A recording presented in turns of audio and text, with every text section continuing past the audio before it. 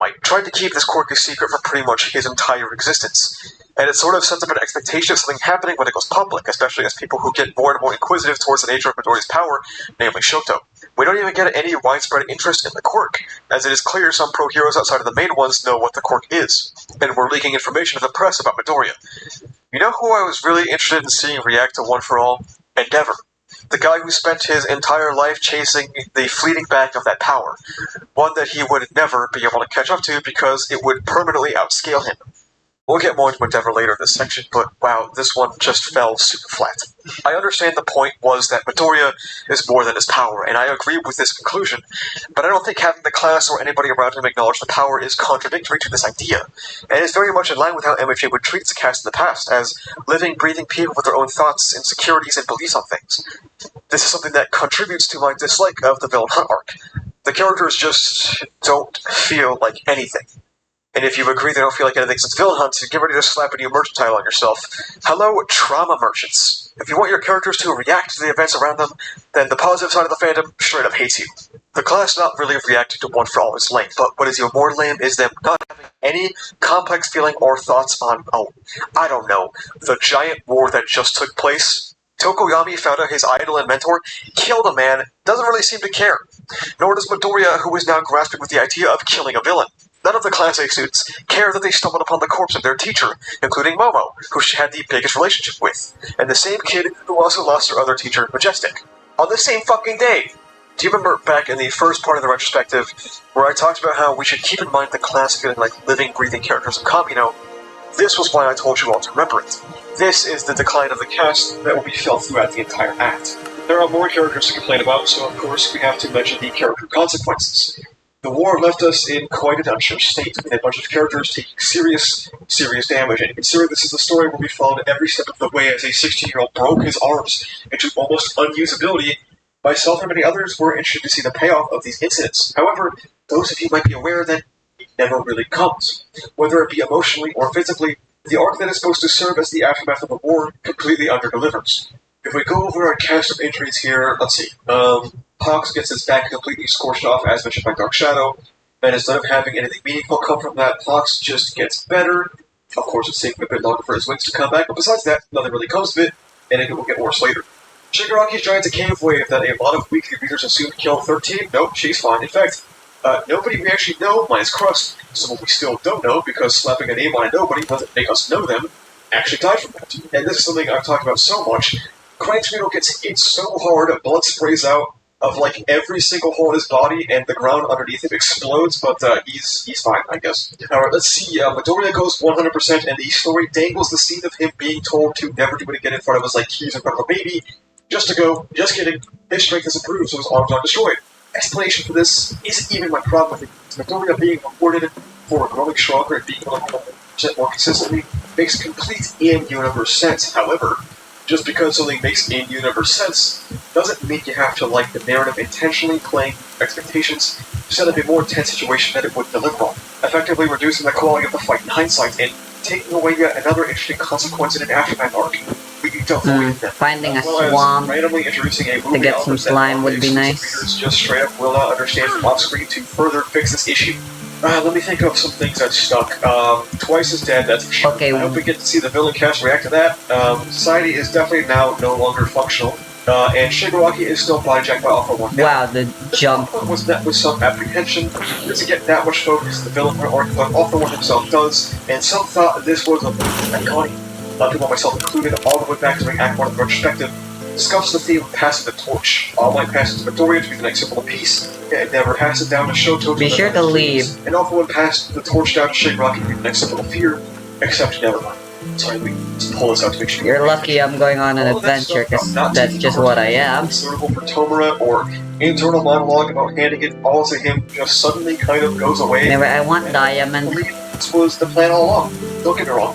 Authors don't usually plan every single detail of their story down to the finest points, and that's good. Hawks, for example, wasn't outlined at all, and he is, or was, great. The difference here is that it feels contradictory to everything about Alpha 1, and that alongside Endeavor overtaking Shoto kind of makes the message of passing the torch feel hollow as time goes. Shigaraki got bodyjacked in chapter 295, and by the time a zombie horse. Years since Shigaraki has been also, I can see one of the I can most see their speed. Oh, yeah, look at that guy. He's super fast. He even goes against more of his own characterization when met with overhauling targets, the guy who talked about not being able to help himself when he comes across. But never mind, I just really sucked at jumping. Universe, something that would allow him to circumvent this body-jacking situation and instead repair himself to his crime, and ensure victory against literally anybody as a more versatile McKay. The common response is that, oh, he didn't know who he was, and yeah, he did. And the other response is, oh, he doesn't know his quirk, and Shigaraki does, so he should. It's just a ridiculous out-of-character situation that destroys all for one, and unfortunately, he and Midoriya are not the only ones that suffer this mark. Alright, I think everyone understood my info point now, we can turn this off. Considering that the Todoroki Kevin plotline had one of the biggest shakeups ever, the following Aftermath arc presented a great opportunity for Endeavor as a character. He had just faced the darkness of his past with Toya, somebody who failed horribly, coming back to remind him that while he can work towards a new beginning, the past will always remain. He then faces his family in the hospital after the war, and they vow to stop Toya together, as hordes of people outside of the hospital attack Endeavor for the existence of Toya. The problem is that nothing really ever happens again. Endeavor just feels massively underutilized despite Dobby's dance being such a game-changer moment, and it almost feels contradictory for me to walk forward considering how much of the spotlight he had for Act 2. He spent all this time with him learning about his atonement, and then suddenly fall to face the earth and become the guy who says, "Just watch me," and proceeds to stand there as the stand-in for Toya kills himself. He doesn't do anything to stop it despite having his own personal trauma over this kind of situation. To make matters worse, Endeavor being a wife and child-hating piece of shit just sort of stops mattering to anybody around him. A massive bombshell dropped about the number one in the nation, and only the civilians seem to care. Of course, the civilians are also drawn in a mob-esque light to make them look unreasonable for not liking what Endeavor did, while the other characters in the series basically kiss the girl he walks on. I'm not expecting everyone to turn against him, and it would be quite accurate to say some people with stomach working with him to defeat All for One, but the issue is that the story never shows that people's stomach ain't working. Only implicit acceptance and approval of what he has done by never having any professional heroes or even the kids denounce him or think negatively of what he has done. He seriously got more of Frog Girl calling the class villains for what he saved Bakugo than of literally anybody caring that Endeavor got his own child killed. Now, a lot of people take issue with me bringing up civilians being drawn in a negative way, and I would like to explain this a little bit. Explicit denunciation through dialogue or narration isn't the only way to portray things negative in fiction. These things can be achieved through lighting of scenes, or like the Endeavor scenes in Aswaya backstory. This can be achieved through general direction, like a lot of early Bakugo stuff. This can be achieved through narrative means, where characters that deserve to be punished for their behavior continue to take L's, like Tanya in the Tanya the People's anime adaptation. Or, last but not least, how do you draw people in a manga? I think it's fair to say that the way Endeavor was drawn here, and the way the civilians were drawn later when criticizing him, is a little too close. Endeavor isn't the only one who suffers from this implicit acceptance of his actions, but unfortunately, Hawks did not survive the Battle of Yulcott. Remember this really big and emotional moment where Hawks, killed someone? One of the very, very few on-screen deaths of My Hero Academia, and the only death of a character that has mattered? What if we just, almost never talk about it again until maybe the very end of the story? Let's go ahead and reconstruct Hawks vs. Twice. A government agent manipulates a man before backing him in a situation where he is forced to react violently, and then extrajudicially murders him. Of course, Twice was a very powerful weapon. Gunpowder. That doesn't mean there Nice. weren't other solutions. That is a part of what makes Hawks vs. Twice a great fight. The moral When I complexity actually and thought that kinda such a wanted encounter. What makes it age poorly, just like a lot of some. things in this arc, is This the would lack have of been any nice to have. interaction about it afterwards. But now I Hawks kinda feels have an something outside abundance some of them. wild girl from the press conference. Its statement never comes up again. Not from Tokoyami, who was like, "Oh shit, you killed a guy." Not from Midoriya, who could be like, "Hey, how did you kill a dude?" Instead, Hawks kind of becomes a nothing character for this final act, serving as a device to regurgitate the images super explicitly, and to have a collar pulled on by Endeavor and the Todoroki family. Now, I'm not even someone who dislikes that he sided with Endeavor after his abusive upbringing. I think that's a cool character decision, but he doesn't really serve much purpose after that. Oh, he's optimistic, I guess. No. He killed the guy 2 months ago. This is a great chat. Exceptional. Bakugo's apology is one of those scenes that a lot of people are looking forward to for a long time, as his progression and obvious regret for his treatment towards Midoriya had been brewing for a large period of time, and it was brought up in the war arc, when All Might was telling Bakugo to not fret, he will get the chance to talk to Midoriya soon. If only we knew back then that Horikoshi's idea of letting Bakugo and Midoriya talk was to let Bakugo talk at Midoriya and let him give no response, like, ever. The idea that Midoriya was heavily impacted by his treatment by Bakugo and the people around him due to being quirkless was something a lot of people in the fandom believed in until this very moment. Suddenly, we were just supposed to believe that Midoriya was born self-sacrificial and heroic despite Mind Villain Academy's message of nature versus nurture being such a potent one. It doesn't help that so much of Deku and Bakugo's relationship, stretching even as far back as Act 1, has been so completely one-sided and focused entirely on Bakugo's thoughts, feelings, and growth.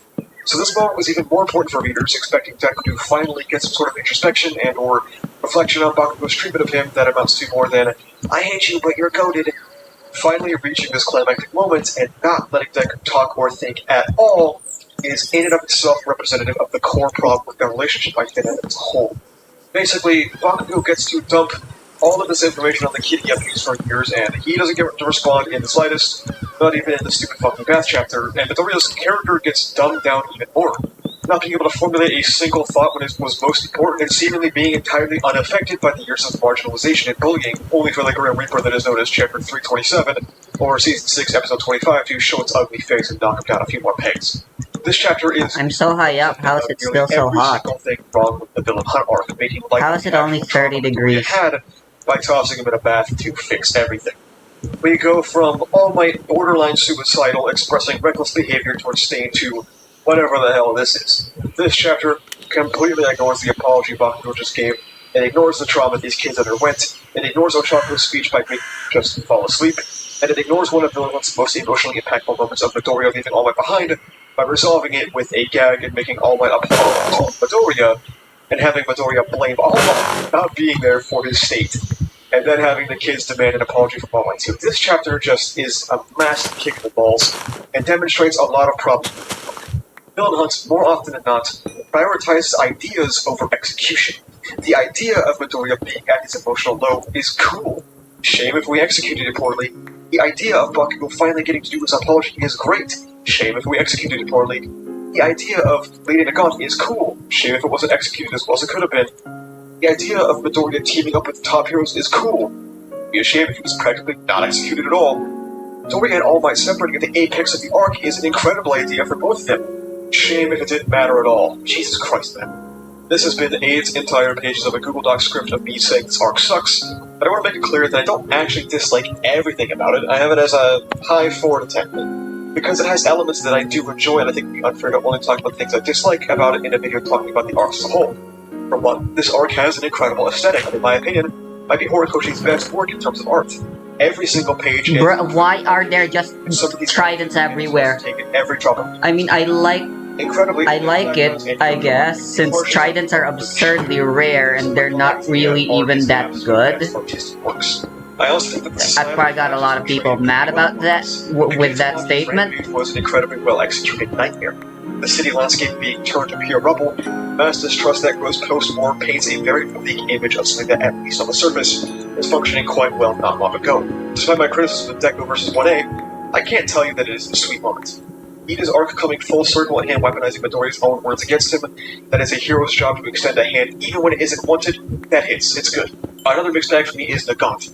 While I dislike how quickly she came and went, serving further to nullify the series' stakes by not getting to die when she fucking explodes, I enjoy when the series takes the time to delve into the darker aspects of hero society, like the state explicitly profiting off of crime and killing people who might threaten that status quo. The Gaunt is also just an enjoyable character. Her design is cool, her quirk is raw as hell, and it's a damn shame that she was only created to be fringe for Deku to say that not everyone liked one. What makes her status even worse is that Horikoshi originally wanted an entire volume of backstory for her, another unfortunate symbol of My Hero Academia's speed to the end. Another great thing about Villain Hunt was Ochako's speech, bringing MHA's message that nobody can go it alone to the forefront, and the idea that these superheroes didn't mean to do that. I forgot. They are just people. This is something it has been subtly showing off for people like All Might since the beginning, and what makes it hit even harder is that it's a satisfying and climactic moment for her overarching who protects the heroes when they need protecting plotline, signifying a massive step for Ochako. It's a shame she fell asleep though. There's always something wrong. Speaking of All Might, he was great in this arc. After losing his power and watching his ideology crumble to dust, he was put into a situation in Act 2 where he had to find his own value, a new way to continue as Toshinori Yagi. Aizawa tells him he just needs to be him. and stated Bill Hunt reinforced his idea, telling him that all he has to do is be himself because it wasn't his strength or his quirk that made All Might the symbol of peace. It was the kind of person he was, and seeing the last person All Might saved go out there and clean up his statue really struck a chord within him. It was really cool to have Toshinori hey, a lead. reflection of his past self through Midori. I guess I don't need to farm for slimes anymore. Shame, that apologies. Yeah. Villain Hunt arc has two sides of its reception. First, there is the general reception, that is how the general fandom of My Hero Academia perceived the arc, and the main way we can quantify that is TV sales. And let's just say that Villain Hunt was the best-selling... Another lead, what the fuck? Of course, whether you dislike or like these art, sales or views are not an objective metric of quality for art, but we can definitely say that a lot of people enjoyed this. With great enjoyment, sometimes also comes great dislike. The reception of this arc in online spaces is, by every definition of the word, mixed. Some people think this is My Hero Academia's greatest work of all time, some people say that it's good with some flaws, and some people like me will say that this is the worst arc in the series so far. Villain Hunt, alongside Season 5, which was ongoing at the time, caused the biggest schism in the online fandom. If you dislike the season and say that you... I believe I made name tags craftable. Unironically cut ties with you speaking of experience. This was the beginning of the end of any unity in My Hero Academia spaces, and following arcs would only proceed to make that worse. To me, this arc just doesn't feel like My Hero Academia. It feels like a rushed mess that no longer cares about its world or its text. Some of the rules it's established, and more importantly, some of the stakes that it set up all for the sake of hype moments over substance. You remember in Act 2 during the War arc, My Hero Academia got a new editor, Takuchi. From this point on, it would become the biggest scapegoat for any criticism of the series ever. Anything that sucks, blame it on Takuchi.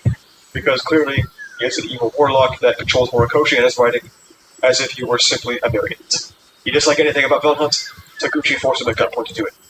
That's enough about this tragic battle that took the lives of them, destroyed hundreds of mutuals, and started countless bullshit shipping wars.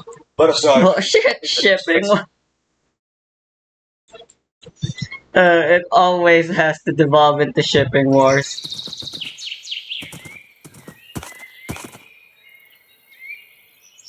Oh, yo. I can actually put something on this horse. Oh no, wait, that's the horse armor slot. For me, but fortunately for the viewer, my Season 6 takes might be the hottest takes in the entire video to some people. In summary, I find it to be the worst season of the show besides Season 5 in terms of adaptation. I think the Paranormal Liberation War Arc's adaptation was genuinely very, very bad outside of a few select moments. Season 6 is largely an issue of scheduling or allocation of time. Largely narratively unimportant scenes like Mirko versus some Nobu or boring electricity dude versus nameless electricity dude got some pretty good treatment. Incredibly weighty scenes in the manga like Fox versus Twice or Deku versus Shigaraki were more or less entirely carried by the voice actor performances. You could argue the reliance on still frames in Fox vs. Twice is acceptable because it isn't as flashy as other fights, and I guess that would be fair. Personally, I was hoping for a lot more to go into one of the best scenes of the war arc, but this guy has more health. Deku vs. Shigaraki is a completely unforgivable abomination of a fight scene, despite being one of the biggest parts of the war. Something about My Hero Academia's anime just feels off in general, and in my opinion, it's due to the anime failing to ever keep up with the tone of the manga. My Hero Academia post-MVA felt like it had permanently shifted, taking on a much more serious tone as it approached the climax of Act 2 and, by extension, Act 3. And I mean, we saw the crushing backstories of the main villains as they were set to collide with the hero cast, immediately followed up by the Endeavor Agency arc tackling abusive family dynamics, and then going straight into the massive war that is PLW. The MHA anime, Season 5 and Season 6 mostly, never really matched this new tone of the series. The anime still feels like it's trying to look and feel like the happy, oh man, the stupid sure fucking around aspect of the series from much earlier on, never really expanding or adapting the color palette, the backgrounds, the color of the sky, the lighting, or literally anything to fit the new era of the series and enter. Instead of doing anything in the source material to the report schedule the staff is forced to work with, all we get is a laser-lit series of still frames that recreate manga panels that it's like the equivalent of the series soy jagging at us going, oh my god guys, look, it's the manga panel, you like, holy shit, please buy the new volume so you can see it better quality. What really stands out to me, and apparently a lot of the community, as people never shut the fuck up about it on Twitter, are the blue skies. No matter the intensity of the scene, no matter the tone of the moments, you will see the copy-pasted fuck-ass blue sky with the same stupid goddamn Musa clouds over and over again, coupled with the permanent midday lighting that has plagued the anime for years. PLW has some of My Hero Academia's darkest moments, and it doesn't even feel like the series tries to capture that. The only standout moments in terms of presentation being the lab scenes with Mirko and Ochako versus Toga. Everyone with a sore throat on Twitter coming to defend the season said, well, it's the middle of the day, what are they supposed to do? Make the sky red? No. There was an example of a scene where the anime staff got to take creative liberties. Gee, I wonder if the sky is ever red at night. Deku vs. Shigaraki was one of the two scenes that I was most excited for in this adaptation, and holy shit, it was really bad. If you look at the manga, every hit from Deku feels extremely weighty and actually dangerous for Shigaraki. If you take these same hits and apply to the anime, of course, Dabi's dance was animated pretty well, and Ochako vs. Toga answers these complaints directly using super direction and light to really elevate the scenes in the manga. However, the rest? A glorified PowerPoint presentation colored manga with little to no creativity involved. The second half of the season, Bill Hunt, is pretty solid for MHA standards, offering one of the series' most popular openings so far, and well, it seems at the cost of the entire war arc. My Hero Academia's worst arc so far indeed got the best adaptation in years. It didn't nail everything. The apology scene looked pretty bad, and in an even more unpopular opinion, the Nakamura cut that everyone is ready for every season of My Hero Academia just didn't really hit for me. I'm absolutely not going to call this poorly animated because it's not, but I just don't think it was a very visually appealing scene in itself. Lacking a bit of impact and being a repetition of World Heroes Mission's climax, multiple Dekus slowly spawning like a shadow clone jutsu. Season 6 was an absolute letdown, fumbling some of the final good moments the series has left and giving a pretty solid adaptation to one of the worst arcs of the series. Oh well, until Season 7. Stars and Stripes feels like a major turning point. Like a lot of things, sort of right at the start of Act 3. She feels like an element that is so powerful and so impactful, or should be so impactful, that the moment her existence is mentioned, the story starts getting shaky. I get people have investment in the story, I get people have investment in the community, but at the end of the day, it is just fiction. And there are many times where I've felt like, we cannot act like these aren't people behind these screens over a story. But that is exactly what happened. You've been your own, you've had your fair share of it. I've seen a lot of, the closer boys deal with it. And unfortunately, it became more irreparable as time went on, The fact that she never came up before is not a deal breaker by itself. The fact that she comes and goes as quickly as she does with almost no shadow to her actions, no long-lasting consequences beyond a few lines, I think that was extremely indicative of the style going forward, which is a shame because it also illustrated something that I think Hori is still phenomenal at, which is set pieces and imagery. I try to always encourage people to see perspective, you know what I mean? Because fiction will never be universally agreed upon unless it's, like a genuine common sense type thing. Character arcs, developments of characters and plots, stuff like that. There are a lot of people who will like something, but there are a lot of people who see differently. But I feel like those two sides are what create conversation as a community to be able to discuss the pros and cons of certain things, and that to me is constructive and productive. I said it when it started, and I will keep saying it forever. Shigaraki fighting Stars and Stripes on top of fighter jets at the edge of the stratosphere. Some of the rawest shit I've ever seen in anything. And it kind of makes me more upset, but it lead to more. She's kind of just a funny hiccup in the story, but also, if you want to really read into it, the beginning of the end in more ways than one. This is my Hero Academia's worst arc so far. This arc came in at a very tumultuous point, and as people had started to approach the series a bit more critically, with less charitability, and with less suspension of disbelief on one arc. What this arc does is, nothing. This might be the only pointless arc in the entire series. Villain Hunt is good, sure, but it at least gets things done and moves the plot forward. Let's get the two positives of this arc out of the way. Shigaraki having a final struggle between him and AFL for his agency after just having found it was an interesting idea, and it was wrong. Yep, and that is about it. You see, the story arc doesn't really serve any sort of place in this story. Really think about it. Did she only exist to extend the deadline Shigaraki had for full recovery? How about you just make it longer to begin with? Did she only exist to reduce Shigaraki's power level by destroying a bunch of his quirks we didn't even know about? Well, then just don't give him those quirks. Now, also learned in a volume extra that she destroyed Shigaraki's regeneration, retroactively giving Star and Strike a purpose, only for the same paragraph to say that he just got another version. No more commitments again, so like, what the fuck? Did she exist to address why the heroes were getting no foreign aid? No, that was already addressed explicitly by saying that now the Human Safety Commission has fallen, necessary paperwork to request aid isn't getting done as fast as it could be. Something that probably wouldn't change over Shigaraki's self-made deadline. Does she exist to show off Shigaraki and Alpha's merger? I guess technically, but she was removed from the equation. Basically nothing would change. That's literally her existence summed up. If this arc didn't happen, what would be different? Wouldn't have access to jets, I guess that's about it. Star and Stripe comes in out of nowhere, introduces one of the most powerful and rule-bending quirks of the entire series, and then dies. Number 1 K9. She basically makes quirks even more like quirk magic.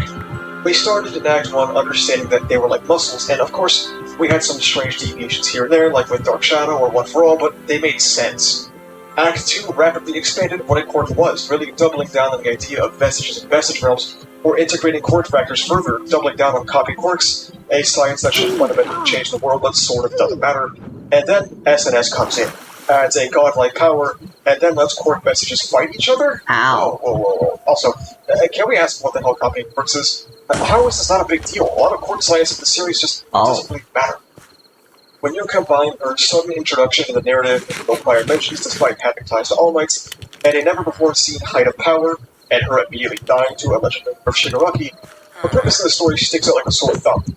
She was introduced to bring Shigaraki down to a more mid power level, something she didn't actually recall, only deleting quirks that have gone unused or unnamed for the sake of it, and to extend the deadline of Shigaraki's perfection, something that could have been done by just not setting it arbitrarily low in the first place. That is what is so mind-boggling about Horikoshi's decision to do this beyond a, quote, I won a Dragon Ball Z fight, end quote. All of the problems she was made to solve could be solved realistically by just not writing the story the way he has. Don't make Shigaraki so powerful, so he doesn't need to be nerfed. But also, you don't even nerf him anyway. Don't make Shigaraki be done in a week, so you don't need to delay his perfection. Star and Stripe is introduced to solve problems that didn't need to be solved, all the while showcasing a massive issue with My Hero Academia. It sort of feels like the power level is getting out of control, no? This is likely a consequence of the rapid pacing of Act 3 discussed earlier, as PLW left Shigaraki at an absurd power level. Dawn Hunt propelled Deku from 45% to pseudo-100% with all quirks, and this arc introduces an almost all-powerful god that gets one-shot by another all-powerful god. Shigaraki got so powerful that people perceive this arc as only a means to nerf him, even if it's true or not. He is so strong that a foreign threat had to be introduced to hit him with multiple intercontinental ballistic missiles to not even kill him. This is the true definition of America, though. Coming into a nation you're not allowed to and just fucking shit up. Very true to form. Despite being all-powerful, Shigaraki does end up saving grace of this arc of sorts. Because he's cool, and I missed him. But also, he kinda sucks.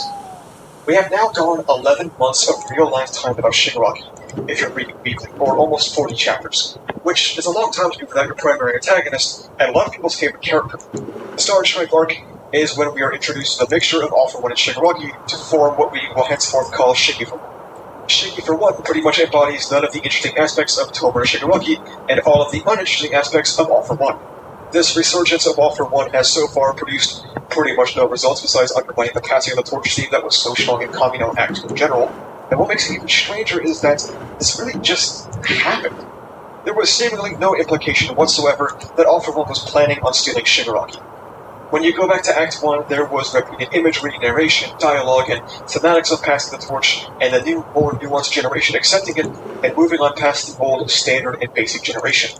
All for One was literally making decisions in the Kamino arc based on Shigaraki taking the All for One quirk and using it on his own. Hence, this wouldn't suit Tomura when talking about Best Genius. Now that we know that Horikoshi woke up one day and decided to fuck everything up, it makes us re-examine All for One as a character. If he wasn't planning entirely to groom Shigaraki and have him usurp his empire of evil and be the world's next symbol of fear, why did he not give himself regeneration? Of course, it wouldn't heal all the damage from All Might, but it would make him, invincible. If his plan wasn't to take the fall at Kamino for Shigaraki's growth, then what was the decision for this here? And also, to not take Betshi's quirk. Was it really all just to cultivate Shigaraki's rage so he could take one for all? Why didn't he have Shigaraki work on taking it independently by just gaslighting him further? You know what, though, it's not even gaslighting. One for All would be Shigaraki's biggest obstacle? Just tell him to take it and bodyjack him? Wouldn't the melding of minds mean that the rage is no longer there to take it because All for One doesn't possess it and now occupies half of Shigaraki's mind? This doesn't make any sense. The missed potential of this arc is just astounding. We finally get involvement of other nations only for it to not matter. We get introduced to not only one of the most powerful people in the world, only for her to get instigated, and she was also a disciple of All Might, yet we get no interactions between her or All Might, not to mention the entire cast, Doria. This was certainly one of the decisions of all time. An absolutely mind-boggling occurrence, and this leaves us with one final point for this thankfully short arc. Women in My Hero Academia. This is a pretty hot-button topic, and the introduction followed by a subsequent death of Star Stripe really only exacerbated the issue. The treatment of women in not just My Hero Academia, not just the shonen, not just in anime, but Japan as a whole, is an extremely in-depth topic that is likely not suited for a My Hero Academia perspective. The truth is, though, misogyny and treating women only as trophies or objects is something that is still pretty pervasive in Japanese culture. Not to imply that they are the only nation with this issue, as someone will likely comment because someone does every fucking time, but the series is made by a Japanese guy, so it's important to have that context. The women in the series are an extensively, and I mean extensively, discussed topic. Very many people find their representation to be lacking, and many people also think that some of their portrayals indicate that Horikoshi is a misogynist. My grand take is that I wouldn't say Horikoshi is a misogynist, more so that My Hero Academia has misogynistic elements. This can be seen in some of the girls' hero costumes, how Ochako was like, oh geez, haha, I didn't think it'd be so skin tight, which is so gross. Or Momo's absolutely abysmal costume. It can also be noted by Minetta's entire existence as a gag character, further normalizing the trend that it's totally okay to be a fucking creep and weird at women because it's funny. What I think some people misdiagnose, however, is that female characters in MHA getting absolutely bodied indicates some misogyny from Horikoshi. I would say, however, it's quite the opposite. Mirko getting destroyed or other female characters getting heavily involved in fights is a pretty key component for battle showing, which I think some people seem to miss. In my opinion, the most egregious example of the opposite being true is the overhaul arc. Every single fucking male character got at least a raw moment or fight in the overhaul arc, whereas every single girl was shoved to the surface, all of their moments getting off-screen, now are acting purely as support roles, and leaving the girl of the big three to have a beauty pageant. Oh my god, that's so fucking bad. Is Star Stripe misogynistic by virtue of showing up and instantly dying? Probably not. I think it's more indicative of just a broader character-writing issue. I think it's cool when women get to be involved in the story.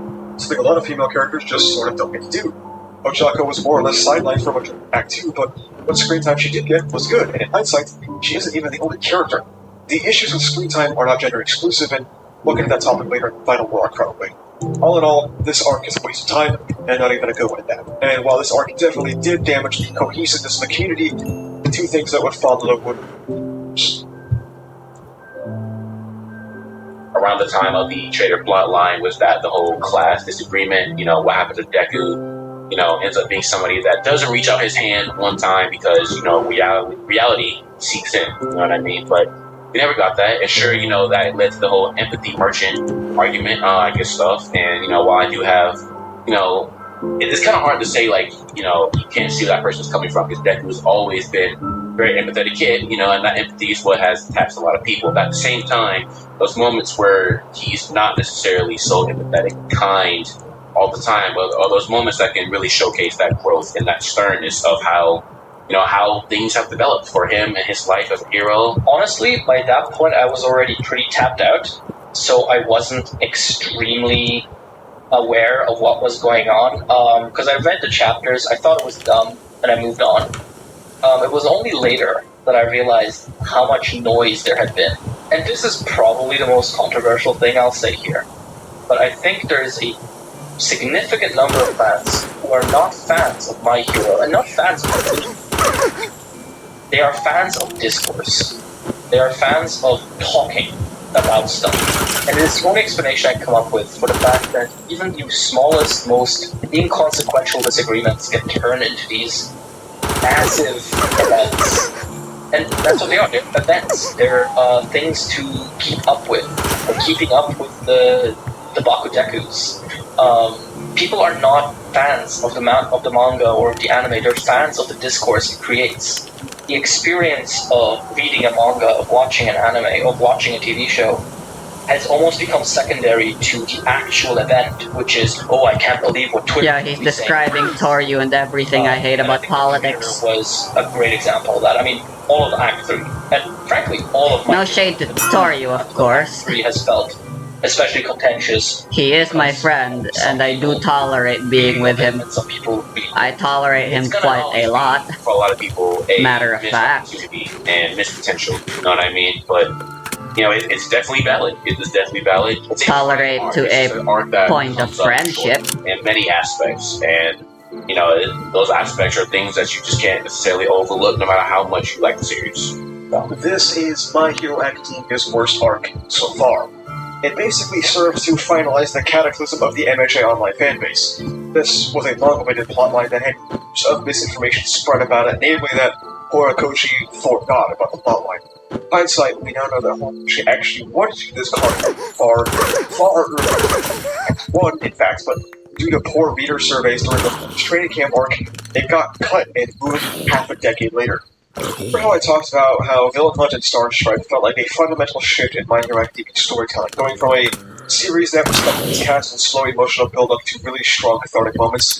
This arc is like the pure antithesis of that older style. Remember how back in the Act 1 retrospective during the Alino section in particular, I told you guys to keep the class reaction to Midoriya's decision to save Bakugo in mind? It's finally come for some real payoff. Because the class reaction in this arc is a two-pack of ass. Not only do we not have a single shred of development or progression from the class in Villain Hunt, any in an arc puts the class and their dynamics center focus. We get absolutely nothing about how Tokuyami might feel, seeing as how Aoyama's actions directly led him into sicko mode, potentially hurting his classmates. Absolutely no frustration from any classmates who were severely injured during the attack. Nothing from Sui, who was one frame away from being literally turned to dust in the J arc. And the one person who has a reasonable reaction in the room is somehow fucking Bakugo, and he's portrayed as the bad guy for disliking the shit that Aoyama has put them through. And the person who was affected the most alongside Bakugo and Midoriya barely even cares. Nothing to say about him causing him to destroy his arms, nothing to say about him quirkless. Midoriya becomes an empathy machine with little to no nuance. Before this take gets misrepresented as it always does, I'm not saying Midoriya should forgive Aoyama and work to save him. That is absolutely a character for him to do. However, make your characters far less interesting when you remove all of their negative emotions from the situation. Instead of being able to build upon the student cast here, My Hero Academia opts to flanderize all of them and have them say, that is all in the past, sweeping away any actually difficult conversations on forgiveness or atonement in favor of moving the plot forward and making Deku look like a boy. This arc also served as the final nail in the coffin for any interest in Deku's character. Horikoshi was lined up for a perfect swing in Villain Hunt, only to fumble that, and now the rest of what remained about Deku has been rapidly drained out of him like a preserved corpse. This coupled with Villain Hunt just makes it feel that Deku's extremely counterculture ideology of saving the villains is just weak, man.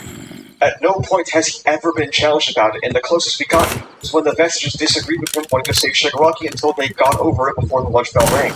Without having the Vestiges ideologically fight him over it, nothing not showing any potential disagreements over it, Deku himself never gets the chance to come up with a plan or idea that he said he didn't have in PLW, and we will feel the effects of that in the next arc.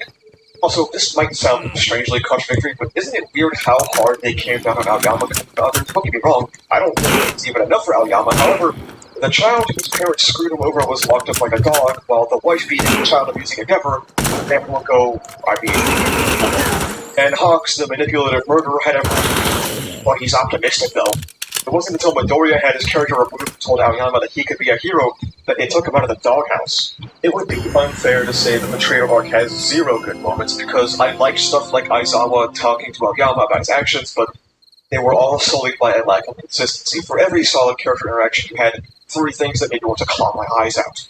The Deku and Ochako conversation is the best thing in this arc, and it's literally a handful of pages of them discussing their motivations to save their respective villains. This conversation was really good. However, it came at the cost of a satisfying union between Deku and Ochako, especially after she did that whole speech, burning the moments a little bit because it should have just happened earlier. Switching away from the heroes for a bit, how about our other cast, the villains? Surely, Shigaraki is his own character again. Oh, I see. Well, maybe the intrigue of Toga disappearing post-war will become relevant. Oh, she is just back, that's it? Okay, well, maybe we can get some reflection from our cast about the death of their good friend twice. Oh, No one cares. Breaks up a toga. Okay. How about the imprisoning of their good pal Compress? Oh, no one really cares about this one. Okay. The state of the League of Villains is an absolute far cry from their position in Act 2. We went from a found family that actually cares for, interacts with, and protects one another, to AFO sitting on a rock while Shigarok spasms on the ground and Dabi talks about his dad. Dabi and Toga do have a very good arc, but it is overshadowed by what once was. Gone are the days of this cast acting like comrades, much like 1A. Interpersonal relationships have been stripped apart so that Horikoshi can get to the final arc as fast as possible and do all the things Is that a he wanted. Fanta? That Oh my god! comes at the cost of so much of MHA's third act. Any meaningful dialogue from the class, any meaningful interaction with Victoria, any meaningful discussion on quirkless people for the two quirkless people here, because instead the series gives that to Go, extremely insignificant content for the villains, and to top it all off, the dumbest red herring cliffhanger I have ever seen that really showed the definition of the weekly release schedule. Ironically enough, the hilariousness of the MHA community came up because of this chapter cliffhanger. A lot of people said that actually, this reveal that Hagakure is the traitor is a subversion of expectations, and you should really give Hori credit for such masterful foreshadowing. Then, next chapter was Aoyama. Then the narrative shifted as Aoyama reveal is a huge subversion of expectations. Hori credit for masterful foreshadowing. Basically, at this point in time in the fandom's lifespan, anything Hori put out was gold in front of it, which is fine, you can enjoy whatever you want, but people got real obnoxious with it. I think the last thing that needs to be said about the traitor arc is just the really bad foundation of the final battle. After the Paranormal Liberation War arc, which had over 100 chapters set up called the entirety of Act 2, the final war arc is set up by a whopping 30 chapters of content. It's something that is kind of crazy to think about. Is there a way to turn that off as well, just like Phantoms? A creeper. Character work, world building, and state development. Act 2 had 160 before the war started, which gives you a hell of a lot of time to set up conflicts, character arcs, particular things that sort of people wanting to see. And I think between MHA's first war ending and its second war beginning is 48 chapters. Almost half of the content the Kamino arc had in terms of build-up. This means that the end of the traitor arc that is supposed to serve as the segue into the story's literal last arc comes across as rather uninspired, like dealing with a couple of things fans actually want to handle and march up to the final conflict. Come on, that's mine. It simply a far more incompetent repeat of PLW's premise, but instead lacking the build-up to make it lacks the finale adventure that a final arc for something like Minecraft should have. I will say that I like the structure of the final arc in the sense that there are multiple locations, multiple battles spread out with different types of strategies being. But just solely looking at that doesn't mean that the execution of each of these areas are going to be as flawless as they need to be. The racism stuff, again, I think that could have been a good idea for MHA. I think it was a good idea for MHA to include something like discrimination, but again, with the lack of build-up throughout the series, outside of Spinner, mainly looking at the hero side, it came up short, and it also really provided kind of like a very basic solution. Be better than this. It's like, okay, yeah. Wait a minute, what the fuck? Be better, but what is the insurance plan to ensure that them trying to be better is not taken for granted? The moment where I was just like, total clarity, and oh, this shit is about to fucking stink forever, was Bakugo and Edgeshot. Because that chapter released, and I just noticed how stupid this was. And I opened the guns don't have durability. Like a 7-tweet What the hell? Saying that, oh, actually, this is super thematic. And I think that Why? was the moment where just I'm not a fan of that. I saw the singularity. I saw that there's nothing as long as it can create a response in some people that I would consider adequate. And so at that point, I thought, well, what's the point of arguing with people? What's the point of arguing on the channel with people, making argumentative content? Because an author can create one of the most laughably idiotic plot threads that I've frankly ever seen in anything. And people will make threads defending it. They will create massive essays about how it's actually the greatest thing anyone's ever written. And it's like, well, that's that, I guess. There's no conversation to be had there.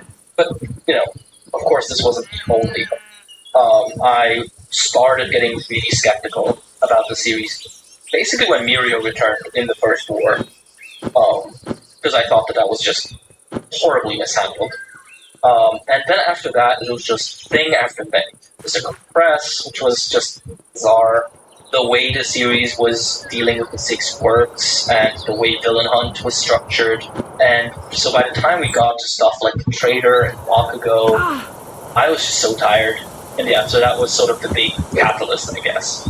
I think that Act 3 is a combination of good, the great, the bad, the ugly, and the worst of MHA. A lot of it, I feel like, is story, a lot of experimentations, a lot of it leaning more so towards the cooler and raw side more than the story that a lot of people have grown to fall in love with, considering Act 1 Act 2 with thoroughness on it now. I think that really what is going to make or break this arc is, the end, the climax. And obviously that should be, the norm for a lot of arcs. But, the whole thing about MHA is that from the superhero story being more about just being the bad guys and going in a cell, this whole thing about saving is very crucial if Horikoshi does not handle Deku and Shigaraki the way that not only it needs to be handled, but the way that I also, personally as a fan just feels like it needs to be handled, then, Act 3 as a whole might as well just be a bust. This is My Hero Academia's worst arc. It also serves as the worst weekly experience of the entire manga, not because the chapters themselves are bad, which they are, but because Horikoshi's health was at its worst ever. I mean it when I say I have never seen such an inconsistent release process from any manga in Shonen Jump. Multiple announced breaks, multiple unannounced breaks, that even caught the magazine off guard, meaning that MHA was still on the table of contents. Some of the lowest page counts I have ever seen, sometimes reaching as low as 7 pages, all sort of leading up to a miserable week-to-week experience for both the author and the reader. This, for me, is when I was really burnt out on MHA the most. At the start, I was excited because I expected Horikoshi to really come back to his senses here because I believed finally see all the things he was waiting to do, all the scenes he was waiting to execute, only to find out the things he wanted to execute, fucking sucked for the most part. As the arc went on, I just made less and less MHA content until we were almost at the finish line. I couldn't even muster up more than an MHA video every couple of months. At the time of posting, I hadn't posted one in almost a year. This is a really, really big arc, so to go through with it, we sort of have to start at the beginning with its problems. To start, the foundation of the entire war arc, which rests upon training author winning the battle, relies solely on something the series established as a hard rule of someone not being able to do something. Shinso, way back when, was explicitly mentioned to not be able to use his quirk to make other people speak. And the only That was the problem I was having. Is that he trained really hard, so now he can do it. The start of the entire That was the issue that was nagging the back of my head regarding this mod.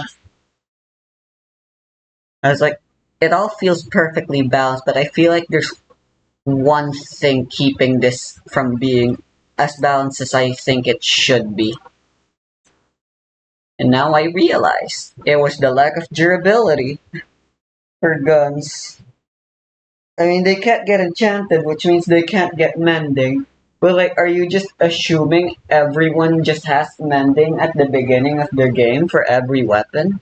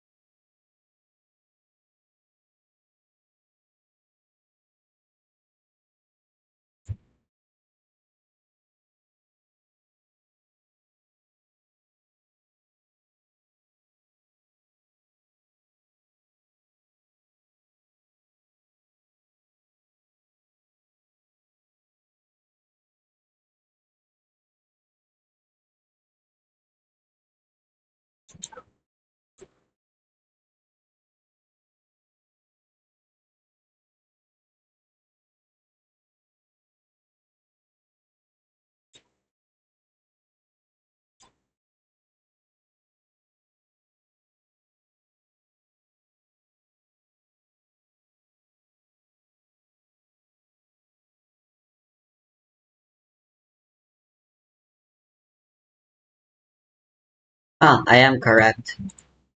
Well, it's not my mod in the end, I suppose. And being a critic is an all too easy job. Anyway, there's an add-on that adds more guns. I'm gonna install it right away.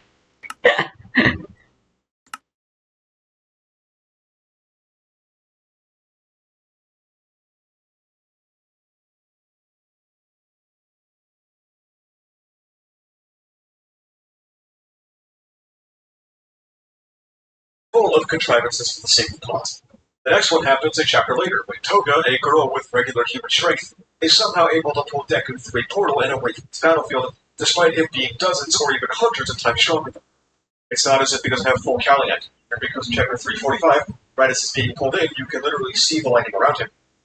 For the sake of the plot, Midoriya had to not react to this whatsoever so he could get pulled in. He had to know Toga, which was fine, but just because the moment itself was fine doesn't mean that the execution is retroactive. It feels like Horikoshi has a lot of ideas or scenes in his head, and when it comes time to execute them, he doesn't really give a shit. He just wants to, smash his action figures together. Take, for instance, Hawks' new and improved wings. Back during PLW, we had expected his back to be completely incinerated, as we were literally told this by character dialogue. Then it seemed it wasn't completely destroyed, but just mostly, and now he's pretty much fine. In fact, they're so fine that Horikoshi was able to pull prosthetic wings out of his ass, because apparently would be able to control those somehow, like with his mind or something. Ultimately, Corey had ideas for Hawks in this fight against All for One, and remembered he burnt his wings to a crisp, so he just went, fucking no I didn't.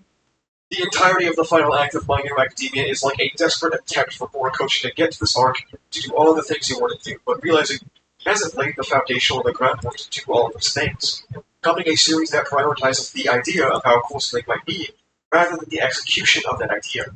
To reuse an example from a previous video I made, Horikoshi wanted to introduce the idea of Mina stumbling across the person who killed Midnight, but never actually laid any of the groundwork for that moment, making the dude, for absolutely no reason at all, mention killing some random UA school teacher within his earshot, something that is especially hilarious considering the series didn't even try to make us connect the class's feelings of grief from her death. I'm not entirely certain how to tackle an arc that is pushing 8 chapters, so I'm going to take this video step by step, talking about every battle and the respective character roles individually, minus the nobodies, and examining it and how it all holds up, inconsistencies, contrivances, character assassinations, and all. Think of this as a way to discuss how the series capped off characters.